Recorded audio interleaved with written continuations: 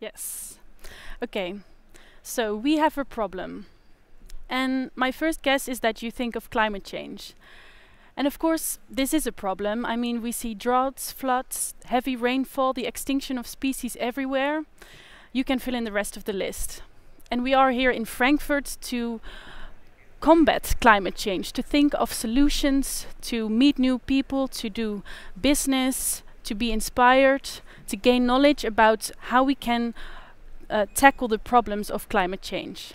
So what other problem could there be to which we need to pay attention? The problem that I would like to address today is in our approach to climate change. Because in our approach, we focus on the development of technology, we design laws and policies that stimulate sustainable behavior and punish harmful actions. We set numerical limits for the height of pollution.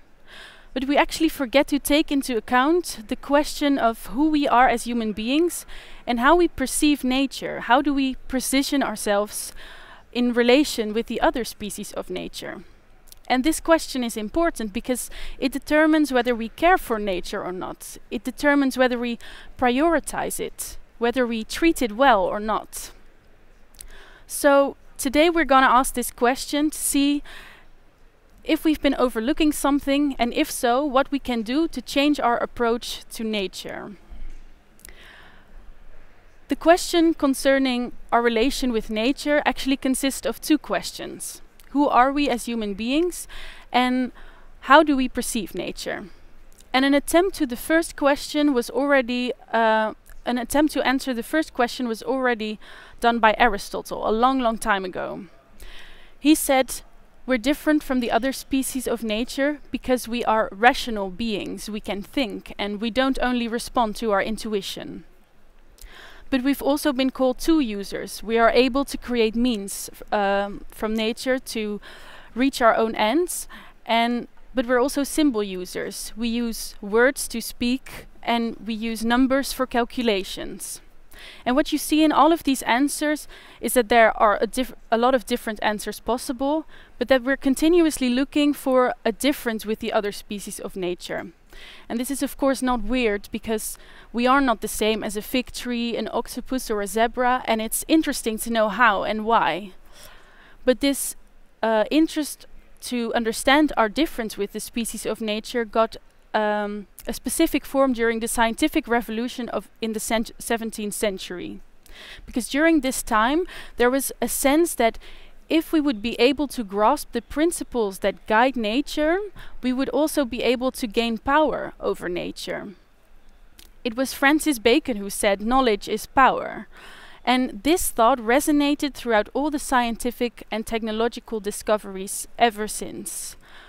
And of course we cannot ignore the many positive effects that this thought has allowed us to achieve. I mean, we have electricity, which brings light in the dark. We no longer die of the most simple diseases. We have access to an infinite amount of products, which makes life more easy and fun.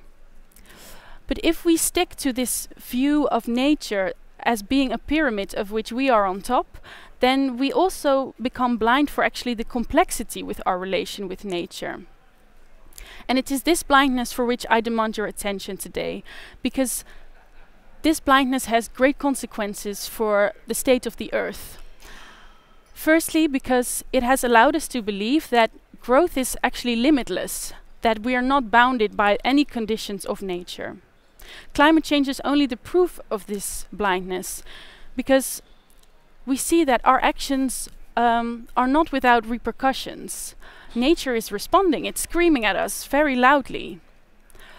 And finally, we are getting attention for this voice of nature, but still, we keep on holding on to this view that we are out and above nature.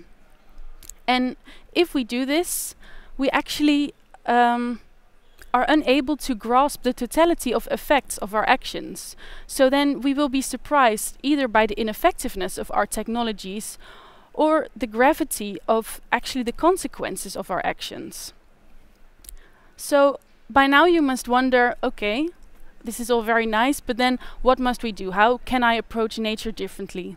And this is where eco-philosophy can be of help. it was the philosopher Donna Haraway, who is a prominent philosopher in the field of eco-philosophy, wrote in her book Staying with the Trouble, "Nobody lives everywhere, everybody lives somewhere. Nothing is connected to everything, everything is connected to something." And with this statement, she points out that we as human beings should realize that we are actually part of a larger network with all the other species of nature. Nature is relational, and we should understand that we are not on top of a pyramid. No, we are just another type of species, and we relate to the other species, and all other species have other relations as well. And the way she portrays this network, this relational nature of nature, is with the game of string figures. You might remember it from your childhood. And in this game you try to make figures with your hands, and you see that for every movement of a hand, the other shall have to move along. So you see that every action, every movement, every thought, it has a consequence for the shape of the string figure network. And we see that no thought, no action, not only by human beings, but also by other species, it's never neutral. It always has an implication for the world. And therefore, Donna Haraway argues that in our approach to climate change, we should learn to think with nature. We should learn to understand the relations that exist between us and the other species of nature, but also between species. And if we become able to think with nature, we become response-able, able to respond to the dynamics of nature. And I mean, I understand that this is like difficult. We've been living on top of this pyramid for a long time now, since the 17th century. So then how can we actually use this? How can we apply this? And that's why we need practice. We are actually only young students in thinking with nature. So we should look at some examples. So let's start with the bees. The bees are of course also part of this string figure network, and they have their own relations, and they notice the effects of climate change. And the bees want to survive as well, so they try to take care of their relations. And in this way, the other species to which the bees are connected also try to survive, and can survive because the bees take care of them. So the bees are also busy with trying to save the world. And we just are not aware of this. And we also miss out on collaboration with the bees, for example. Another example that is maybe a bit more in the engineering sector is the Markerwadde. So in the Netherlands there was a long time ago a sea, but now because of dams and embankments there are actually 2 lakes. But the water in these lakes is no longer connected to any river or sea, and as a consequence big layers of sludge formed at the bottom of the lakes. And as a consequence, there was no oxygen left in the water, and the flora and fauna suffocated. So the Dutch government and Natuurmonumenten, who is that's an organization that takes care of the preservation of nature, came up with the idea of the Markerwadde. And they used the excess of sludge to form small islands in the Markermeer, and therefore birds could grow on these, or plants could grow on these islands, and birds could nest there. And also mussel banks on the islands filtered the water, and the lee that was formed behind the islands helped the sludge to sink to the bottom. So now the water is full of oxygen again, and flora and fauna is on its way to bloom again.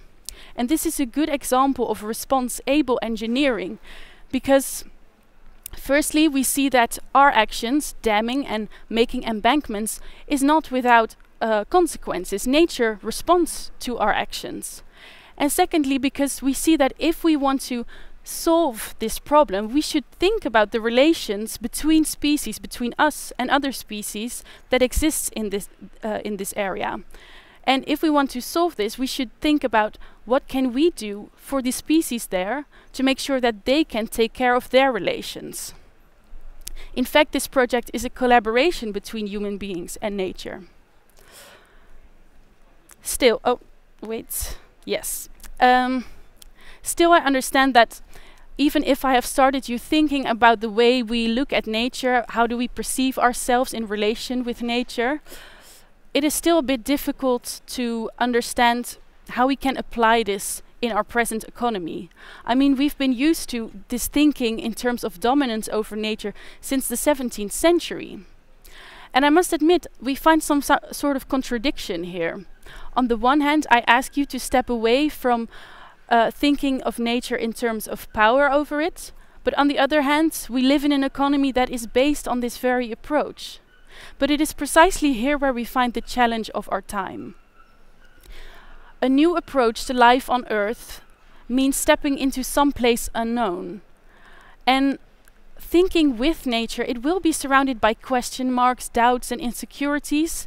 But if we practice it, if we stay close to our concerns, if we question our thinking that we've been doing so far, then we will be able to get better at thinking with nature.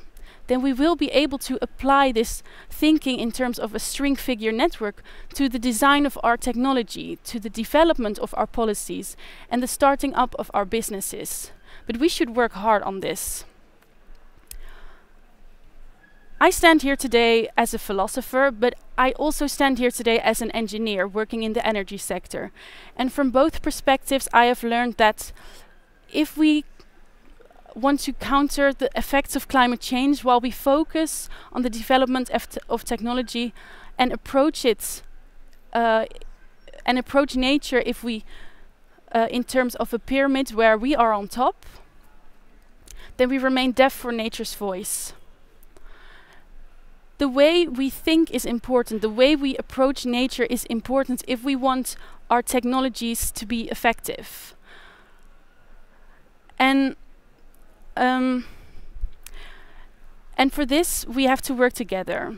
Engineers, scientists, policymakers, but especially we should work together with philosophers and artists too. Because together we can make this thinking with nature something that we're comfortable with. We can really think of a new approach to life on Earth, and it will be necessary if we want our technologies, our solutions to be effective. And you can already start today by seeing the birds in front of your house, by appreciating the work done by the bees, by thinking about the effects of your actions, and by actively thinking about how can I involve nature in my decision making. We have everything to lose and all of life to gain. So here we are. Thank you.